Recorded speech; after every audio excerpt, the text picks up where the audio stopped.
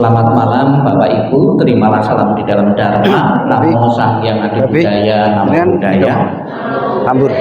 Pada kesempatan malam yang berbahagia ini, kita akan bersama-sama melakukan puja relik peninggalan Sang Buddha dan para siswanya, dengan satu harapan semoga relik ini ditempatkan di ini akan memberikan pengaruh positif, getaran-getaran positif bagi segenap umat Buddha yang beribadah di sini, dan juga mempunyai tekad kuat untuk selalu melatih diri spiritualitas, sehingga Bapak Ibu saudara sekalian akan tercapai harapan sebagai tujuan umat Buddha, yaitu mencapai nibbana. Marilah dengan penuh khusyuk, penuh keyakinan kepada Tuhan Yang Maha Esa, Sang Hyang Adi Buddha, para Buddha, Bodhisattva dan Mahasatwa, kita bawakan pembacaan sutra ini dengan hikmah untuk menjaga kenyamanan dan hikmahnya pelaksanaan doa atau pembacaan sutra. Mohon yang membawa HP untuk sementara waktu dinonaktifkan terlebih dahulu.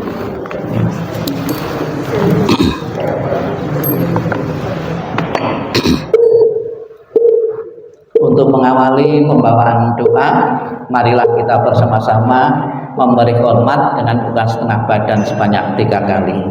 Hormat pertama, hormat kedua, hormat ketiga. Persembahan dupa, mohon ketuanya ya. Iya. Dibuka halaman pertama, halaman 1.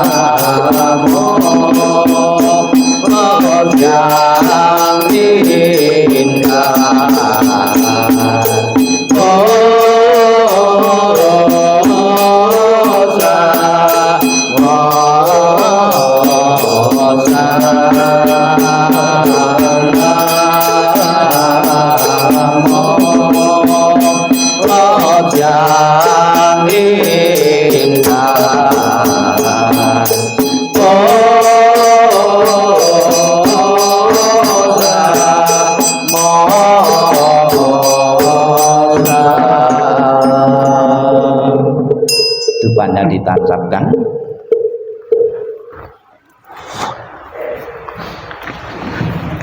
Dibuka halaman 33 sampai 47.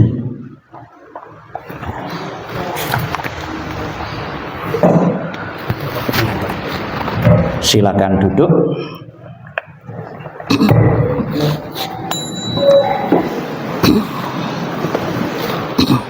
Jadi tapecu langsung mantra pendek-pendek terus ya sampai 47. 33 mantra welas asik. Namo Panca Satya Mani Namo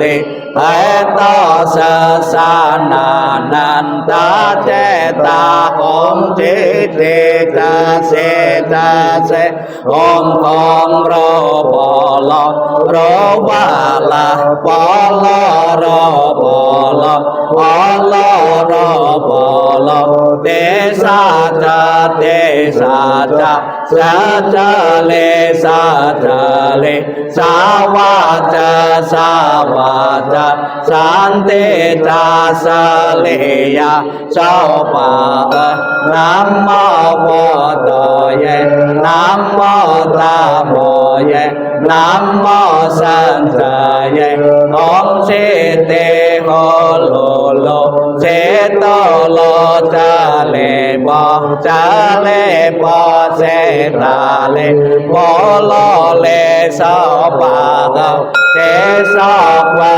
เอโสเสติตามาเตเจเจจติวะเจจจตาโตติวันสะจาเปจาจาหอมนัมโมสะโตนันสัมญาสัมปะโตจะเจนันตาเจตาองเจเลโจเลโจเตสาโพองนะโมภะคะวะโตอะปะละเมตะอายุเลอานันโสเปเนสัจตาเปสาลาจายตาตากตายอะละหะเตสัมญาสัมปะโตเยตาเนเยตาคอมสาเลปะสันสก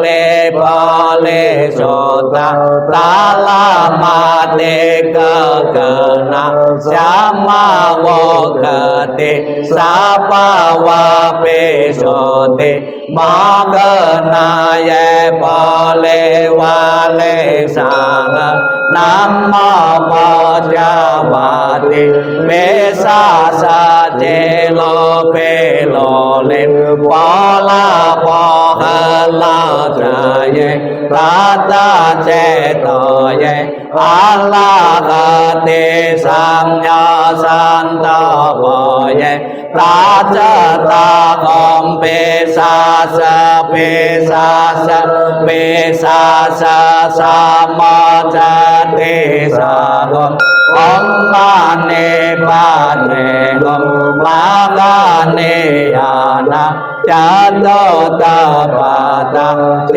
ตาเสนาเวตาเลกะสาวะตังปอเลเสตากะนาปอลอนานาโพเลกะตะปานานามาโลจิสลาเยสากะเลปอเลปอติโยกะจอกะติกาลเนเตเนกาลติเวเลเนเตมากาจันติแจเมแจนเตสาภากะนัมโมอะเมตาโพเยตาตาเจโตเยตาเตเยตาอะเมเลตาโพเปอะเมเลตาเสนตาโพเปอะเมเลตาเปจา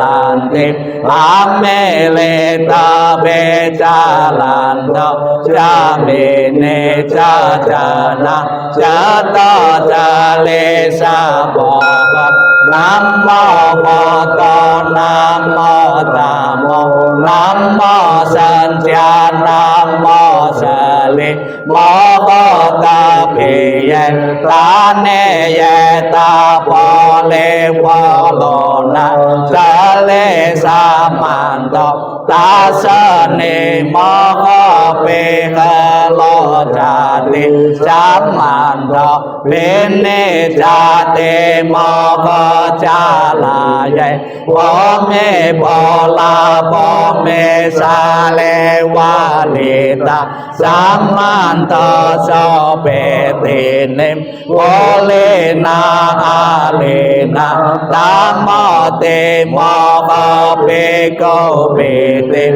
moko melete lopa sanjati sata se sanjasati samanto ato kana polome. Bukunya ditaruh. Marilah kita bersama-sama dalam penuh keyakinan kepada guru junjungan kita Sakyamuni Buddha yang reliknya atau sisa pembakaran ditempatkan di tempat ibadah Tridharma di Jombang ini. Kita melantunkan, memuji, memuliakan, mengagungkan nama besar Buddha Sakyamuni dengan namo Sakyamuni Buddhaya. Namo Sakyamuni Buddhaya. Namo Sakyamuni Buddhaya. Namo Sakyamuni Buddhaya.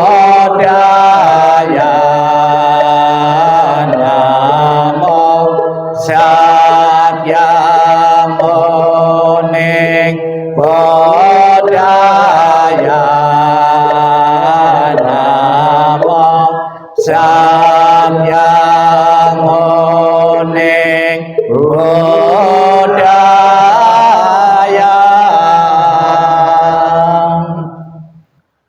Marilah dalam sikap ning, sikap meditasi kita bersama-sama mengembangkan welas asih dan cinta kasih, dan kita mengingat tentang sifat-sifat mulia dari Buddha Sakyamuni yang setiap saat, setiap hari ajarannya kita terima, kita jadikan pedoman hidup dalam kehidupan sehari-hari untuk melepaskan diri dari lingkaran samsara, lingkaran penderitaan.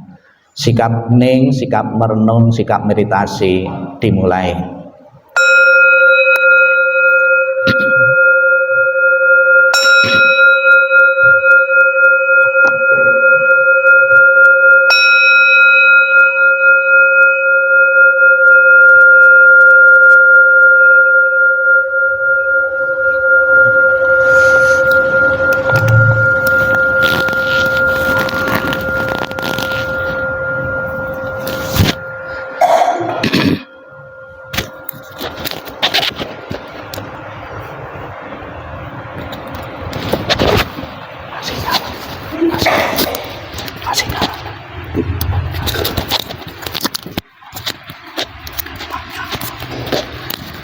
Dimatikan nanti takutnya gratis.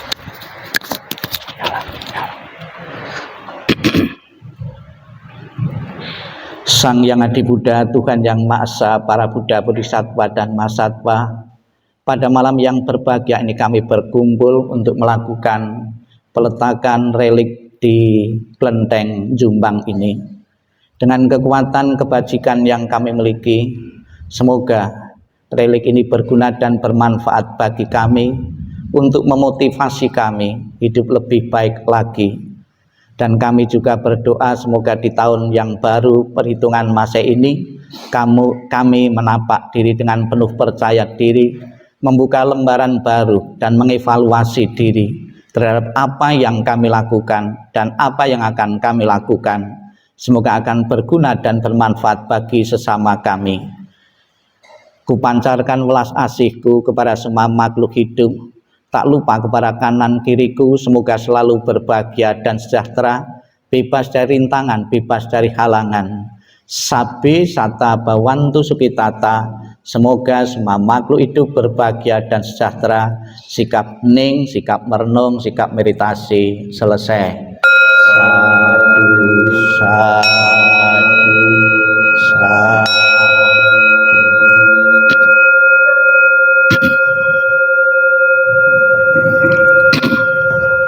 Terimalah salam di dalam Dharma, Namo Sang Yang Adi Buddhaya, Namo Buddhaya. Pada kesempatan malam hari ini sungguh sangat berbahagia. Saya tidak menyangka kalau Bapak Ibu dengan antusias datang untuk menyambut peletakan relik di tempat Tridharma di Jombang ini.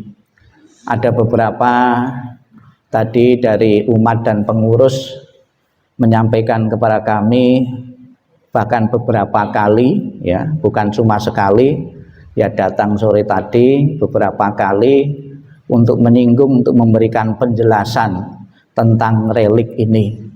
Mungkin ada beberapa umat, ya, itu belum paham tentang relik itu apa, maka saya akan jelaskan tentang relik ini.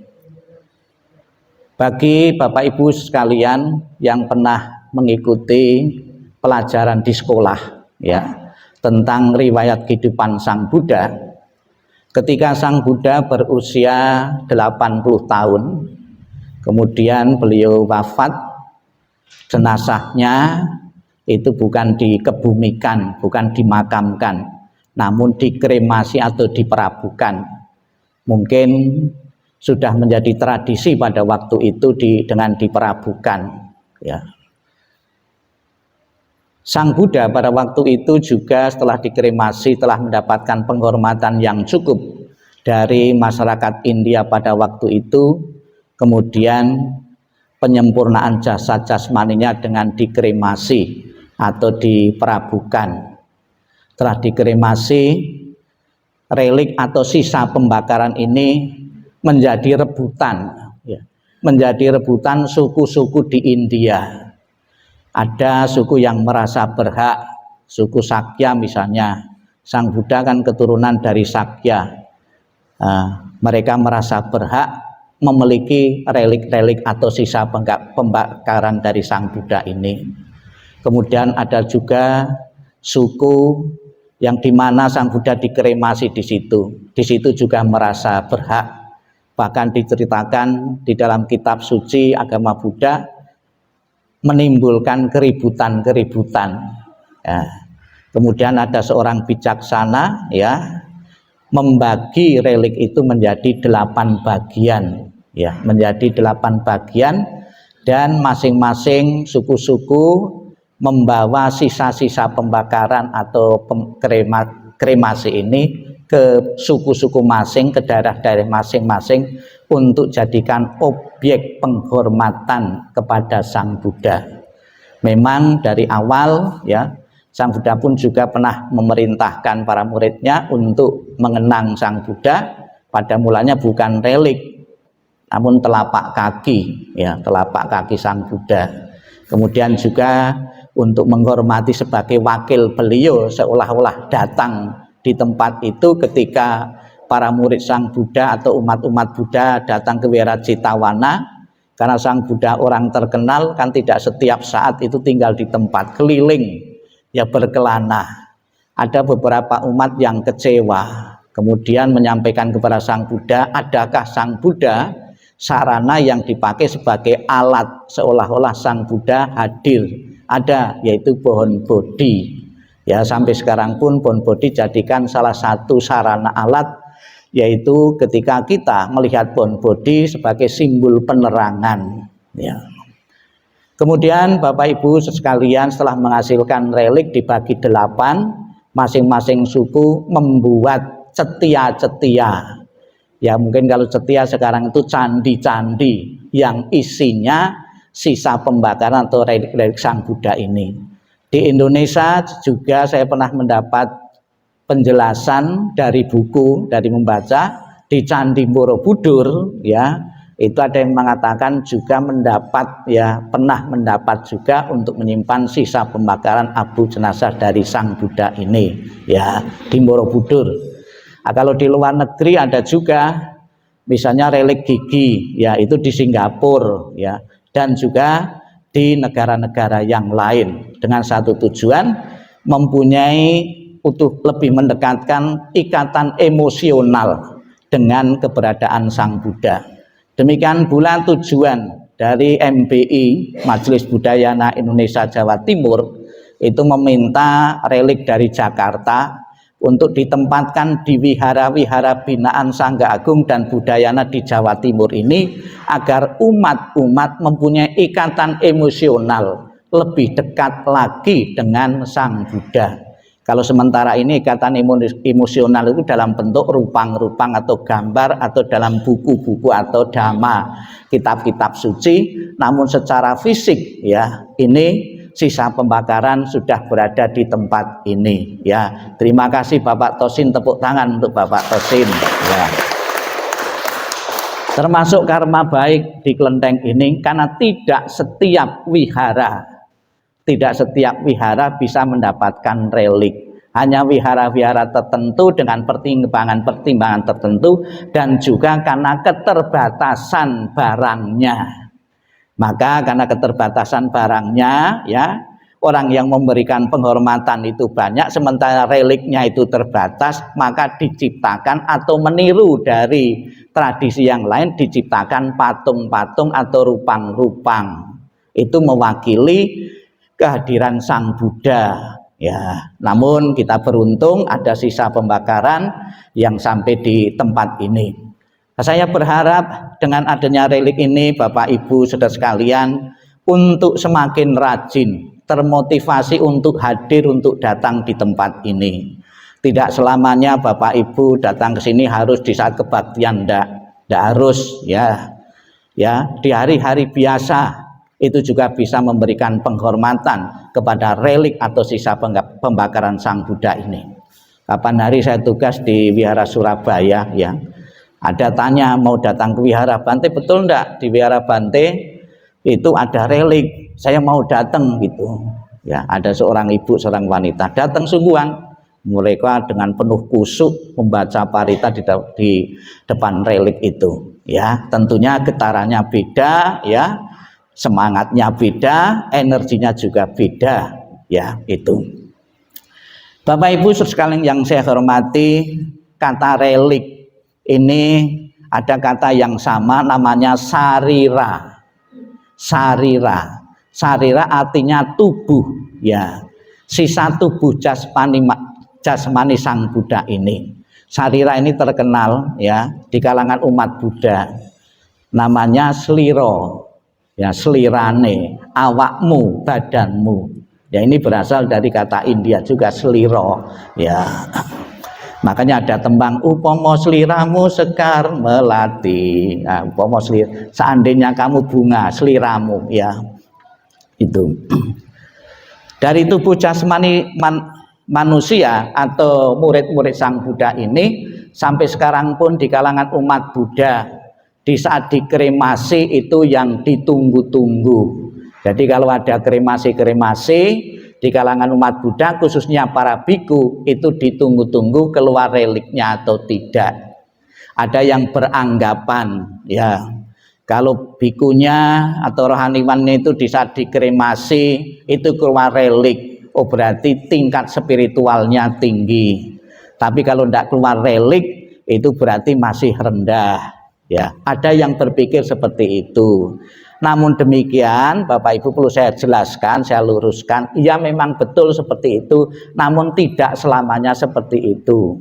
Ada lagi relik yang berwarna-warna, itu menunjukkan kesucian seseorang, ada biru, ada kuning atau pancawarna. Ya betul memang ada seperti itu, tapi tidak sepenuhnya. Sisa pembakaran jasmani manusia itu mempunyai warna yang bermacam-macam, juga pengaruh konsumsi obat yang dikonsumsi ketika dia masih hidup. Misalnya saja ketika hidup itu sakit-sakitan, sakit rematik katakanlah, dia minum obat rematik, obat tulang, otomatis kalau dibakar warna tulangnya juga beda. Ya tidak selamanya. Ya tidak selamanya menunjukkan kesucian, namun dipengaruhi oleh faktor-faktor yang dimakan ya itu. Kemudian juga di samping relik ya sisa pembakaran, sebetulnya pengertian relik itu juga luas. Tidak selamanya sisa pembakaran. Tubuh jasmani yang dikubur itu juga membentuk sisa fosil ya, fosil itu juga termasuk relik. Namun juga tidak selamanya menunjukkan kesucian seseorang Ya, ada yang mengatakan karena dosa-dosa manusia, perbuatan-perbuatan manusia itu menyebabkan kita cepat busuk, ya. Cepat busuk. Tapi kalau orang suci itu awet. Tidak selamanya demikian. Memang betul ada beberapa yang seperti itu. Ada beberapa penelitian-penelitian ketika tubuh jasmani manusia itu dikebumikan di kubur itu tidak membusuk, ya, membentuk kristal atau membentuk intan atau fosil. Beberapa faktor. Ada tubuh jasmani manusia dikubur beberapa tahun, puluhan tahun tetap utuh.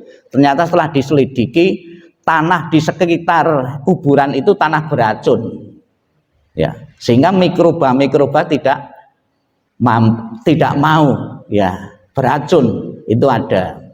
Kemudian ada juga tubuh jasmani manusia dikubur beberapa lama tetap utuh juga. Diselidiki ternyata selama hidupnya orang ini dalam jangka waktu lama itu bekerja di pabrik garam, ya. Garam kan enggak, ya, garam mikroba enggak mau, ya. Tubuhnya sudah asin sekali, ya, enggak mau, ya. Nah, ini kalau orang enggak tahu dikira suci, ya. Pernah juga di Indonesia, ya, saya pernah baca ada kuburan yang tetap utuh, ya, tetap utuh. Ketika mau pelebaran jalan, kuburan ini dibongkar tetap utuh badan jasmania, tetap utuh. Diselidiki, tanya-tanya kanan kiri, ternyata ini kuburan atau bekas seorang pelacur. Loh, pelacur kan banyak dosa, kenapa kok tubuhnya masih utuh, ya? Ada yang cerita sebelum meninggal dia sudah bertobat, ya. Ternyata kualitas spiritual itu juga mempengaruhi kualitas fisik kita. Ya, Bapak Ibu latihan meditasi cinta kasih, pasti warnanya juga mukanya beda, kemerah-merahan cinta kasih, ya. Kalau setiap saat itu marah terus pasti gelap, hitam, ya. Itu juga akan dibawa juga nanti setelah kematian nanti. Bapak Ibu sukanya cerewet misalnya saja, pasti nanti yang mudah busuk ya bagian mulut itu. Itu sudah otomatis, ya, itu.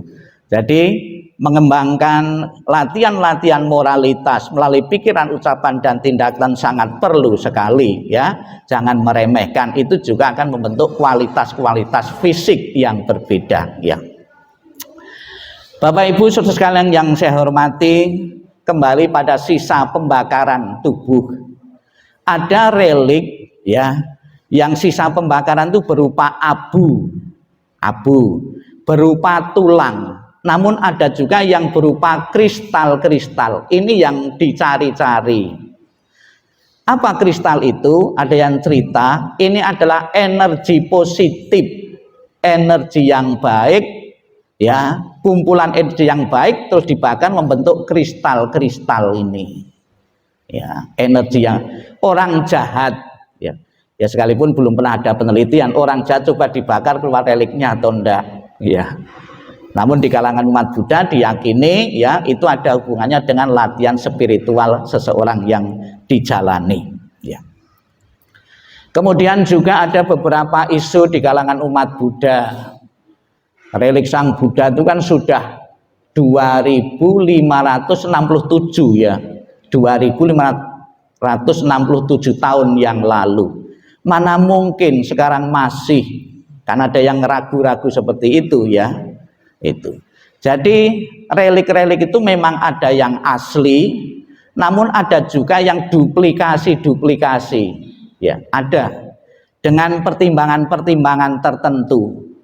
Misalnya saja tadi bisa juga atau 8 tadi yang minta misalnya saja bukan cuma 8 suku, namun 20 suku, 30 suku. Bagaimana ngatasinya? Ya bikin duplikasi atau tidak-tidaknya sisa-sisa abu-abu itu yang diberikan. Contohnya Drona, ya, itu juga bukan membawa reliknya, namun wadah tempat membagi itu yang jadikan objek penghormatan juga. Maka dalam dewasa ini pun juga ada beberapa biku dengan pertimbangan-pertimbangan tertentu bahwa dari luar negeri dibawa ke Indonesia Ya tujuannya baik juga agar umat termotivasi. Apakah itu ada gunanya? Tetap ada gunanya. Bapak Ibu meditasi ya, objeknya rupang Buddha, objeknya gambar-gambar Buddha. Itu kan tiruan juga, duplikasi-duplikasi. Bahkan juga di zaman dulu juga ada ya, seorang umat memberikan penghormatan kepada seorang biku. Dia membawa kemajuan setelah memberi penghormatan kepada biku. Selang beberapa hari diketahui bikunya itu adalah biku palsu. Ya. Biku palsu tetap memberikan manfaat. Ya. Tetap memberikan manfaat. Jadi Bapak Ibu, objek meditasi bisa yang asli, namun juga duplikasi-duplikasi pun juga bisa dilakukan oleh Bapak Ibu. Pernah juga ada cerita nenek tua. Ya, ada seorang ibu tua, anaknya sering pergi di India. Pesan sama anaknya, tolong ya nanti kalau kau pulang dari India, tolong bawakan relik Buddha. Nah, relik Buddha itu kan sulit untuk mendapatkan. Kemudian nemukan gigi anjing, ya. Kemudian dibawa, ini mah relik Buddha atau relik orang suci. Ternyata dengan orang tuanya dijadikan objek. Kemudian mampu juga mencapai kemajuan-kemajuan. Ya. Jadi objek apapun sebagai sarana saja. Sang Buddha mengatakan juga, ya, barang siapa dekat denganku, namun tidak menjalankan praktek dharma, sebetulnya orang itu jauh dariku. Namun apabila orang itu jauh dariku, namun mempraktekkan dharma, sebetulnya orang itu dekat denganku. Bukan orang yang memegang jubahku, ya, itu yang akan mencapai kesucian. Namun orang yang menjalankan praktek dharma sekalipun jauh dariku. Ini harus dipahami oleh umat Buddha juga. Ya, jadi Bapak Ibu sekalian, relik-relik ini baik yang asli maupun tiruan atau rupang atau gambar ataupun sarana yang lain tadi saya sebutkan di depan tadi, telapak kaki Sang Buddha pun juga bisa dijadikan objek untuk bermeditasi, menuntun Bapak Ibu lebih semangat lagi dalam menjalankan spiritualitas, ya. Apa kegunaan dari relik ini? Membangkitkan Bapak Ibu bahwa tidak semua orang kalau dikremasi itu bisa keluar relik, hanya orang-orang tertentu saja.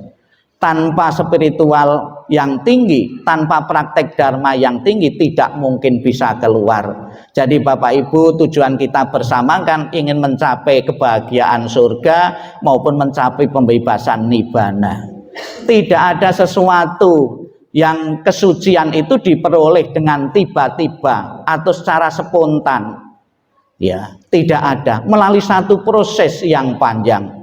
Bapak Ibu datang ke sini malam-malam hari ini pun juga dalam rangka itu, untuk mencapai tingkatan-tingkatan kesucian atau spiritualitas yang tinggi.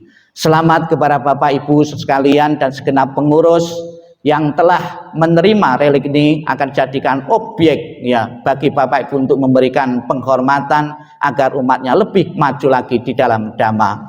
Dengan kekuatan relik ini juga dipercaya di kalangan umat Buddha, rintangan-rintangan, halangan-halangan ya itu akan jauh menyisih karena menerima getaran energi positif dari relik ini.